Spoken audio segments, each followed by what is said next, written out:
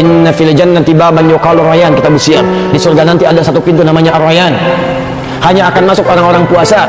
Maka dia mengatakan aina shaimun, mana orang puasa, mana orang puasa. Fa idza dakhaluhu ughliqa, kalau sudah masuk ditutup.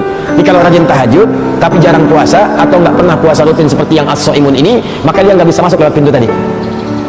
Ya, pintu sedekah. Abu Bakar bertanya, Rasulullah, apakah ada yang kemudian dipanggil oleh semua pintu tadi? Jadi begitu dihisab, semua pintu surga manggil-manggil.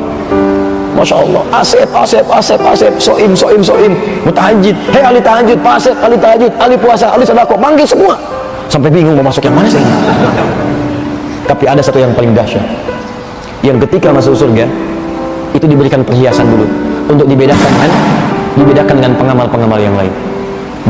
Pertama diberikan gelang-gelang emas dulu, gelang-gelang emas yang indah. Itu ada di Quran surah ke-35 ayat 33. Jannatu 'adnin yadkhulunaha yuhallawna fiha min asawir. Hati-hati, ada orang masuk lewat surga Aden, kemudian saat akan masuk diberikan perhiasan dulu, gelang-gelang emas di tangannya. Lalu diberikan jubah kehormatan, mahkota dulu, mahkota kehormatan. At-Tirmidzi nomor hadis 2915. Begitu diberikan mahkota, yang paling dahsyat, bapak ibunya kemudian dipanggil dan diberikan mahkota juga, karena bapak ibu ini adalah orang yang paling sabar menjadikan dia punya amalan apa yang telah dia dapatkan. Jadi yang mendidiknya bapak ibunya. Bapak ibu nggak bisa dia sekolahkan yang bisa menghasilkan amalan tadi. Ya, anak sekolah ke sini, belajar ini, belajar sampai dia dapat. Di akhirat dimuliakan bapak ibunya, dipanggil langsung, dipertontonkan kepada seluruh penduduk langit dan bumi, dipakaikan mahkota oleh anaknya langsung. Setelah itu dipakaikan jubah kehormatan, yulbasu ilaihi libasul karamah, dipakaikan jubah kehormatan. Baru setelah itu dia menggandeng bapaknya tangan kanannya, diberikan izin oleh Allah untuk memberi syafaat.